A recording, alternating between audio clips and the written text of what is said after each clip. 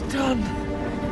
And so, another shambolic, bloated, incoherent mess of a Rings of Power season finally staggers over the finish line like a 300-pound marathon runner in a novelty diver's outfit. And all that's left now is to grab a stick and poke its twitching, oversized carcass out of sheer morbid curiosity for whatever flatulent excretions we can provoke.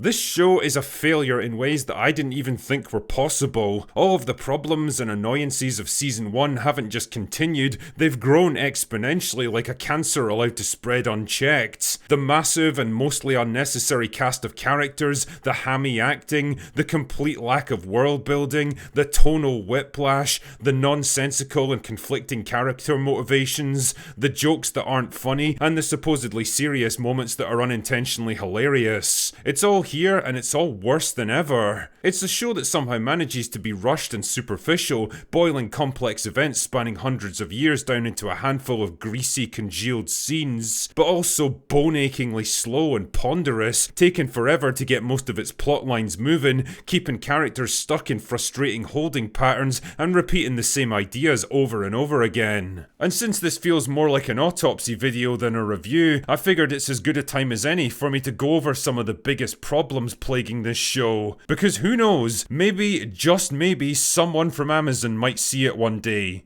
and promptly ignore it.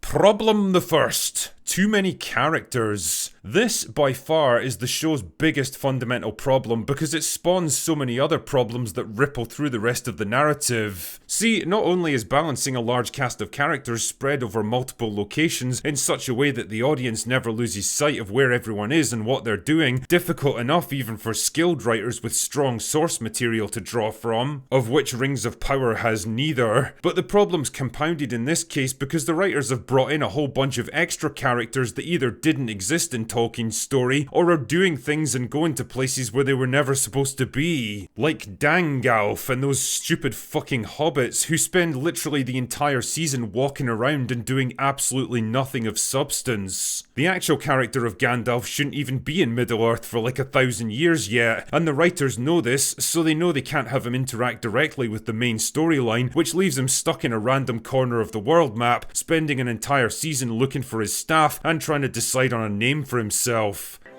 Gandalf! It's pointless, boring, time-wasting stuff that absolutely kills the already terrible pacing, and it's done purely because the writers wanted another iconic character that people would recognise. Along with Dangalf comes the two hobbits, which again have no meaningful place in the story and exist purely because the writers remember Sam and Frodo from the movies. The thing is, Sam and Frodo had an actual quest to follow. Their mission was of vital importance to the story. They weren't just wandering aimlessly across Middle-earth because they had nothing better to do.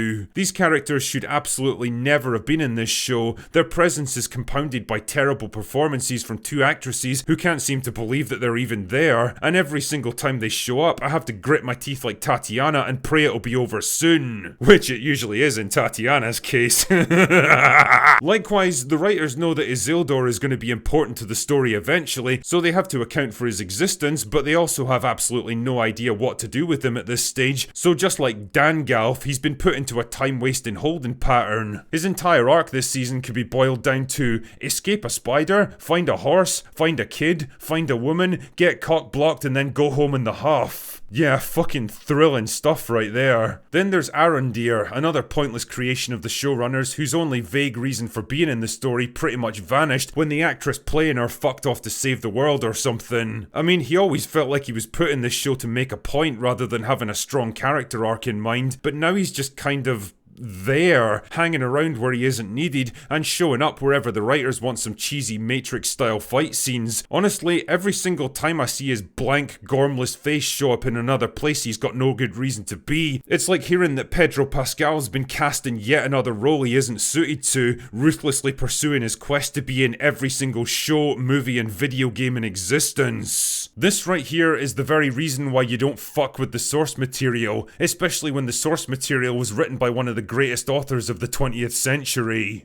Problem the second, the worlds. Much like the first season, the actual dimensions and layout of Middle-earth are still a complete fucking mystery, because characters and even entire armies can apparently fast travel from one location to another hundreds of miles away in the space of a single episode. The result is that even for someone like me with a half-decent grasp of the geography of actual Middle-earth, the timeline of events here is completely nonsensical and confusing. At one point, an orc army numbering in the tens of thousands, complete with supplies, siege engines, and all the associated equipment they'd need, is somehow able to travel from Mordor to Eregion, a journey of almost 1,000 miles with an entire mountain range in between, in the space of like 2 episodes, without being spotted or tracked by anyone. Fuck. And the show makes absolutely no effort to account for any of this. A fantasy story lives or dies by the believability of its world, and despite having perhaps the most richly described fictional world in all of literature, Rings of Power still manages to fuck it up because it refuses to adhere to its own rules. And if it doesn't care about crafting a believable story, then why should the audience? Problem the third.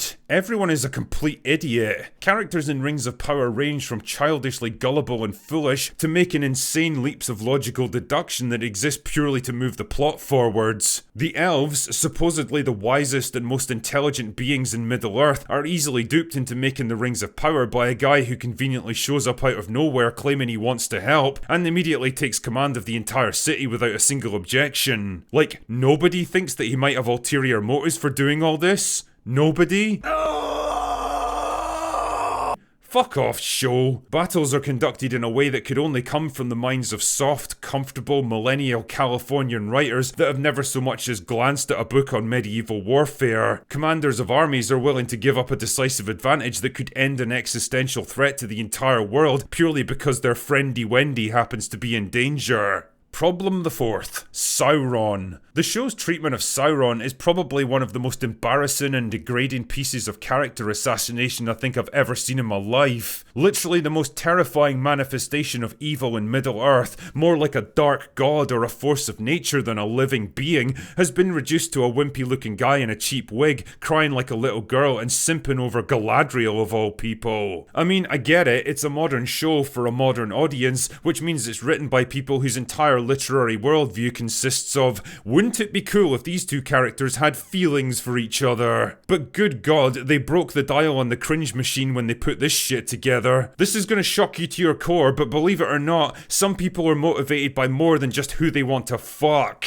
It doesn't elevate these two characters by giving them a sappy romance story to tie them together when they never actually interacted with each other in the source material, but it actually diminishes Sauron as an antagonist because his entire arc now is motivated by trying really hard to impress Galadriel. The writer's trying to humanize a character that absolutely isn't human and isn't motivated by the same drives and needs as a human. And I don't know, man, if I was Sauron, I certainly wouldn't want to put my finger in this girl's ring.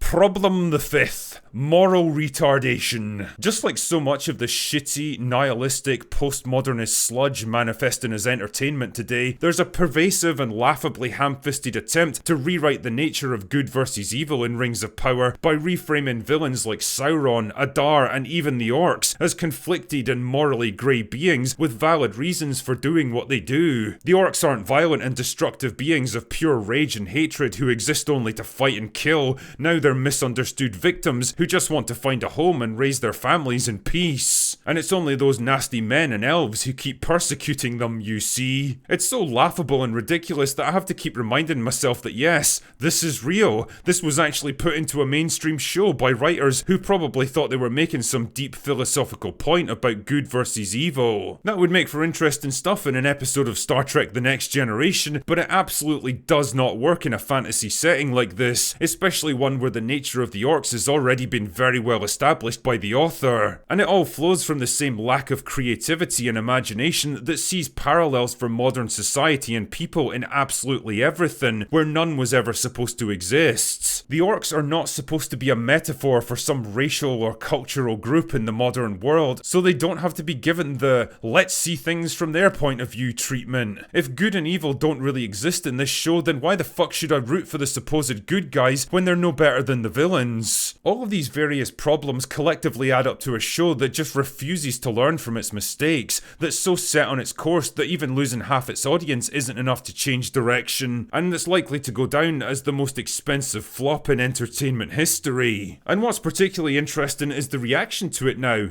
or lack thereof. The first season of Rings of Power stirred up a firestorm of controversy and backlash from Tolkien fans who were rightly disgusted by such a bastardization of their worlds, but there's been this kind of quiet resignation that's settled on this season, like people have already made the rational decision that the show is simply irredeemable and just walked away from it. And honestly, if I wasn't here specifically to review it, I probably would have joined them. Who knows how many of them will even stick around for season 3? I certainly don't.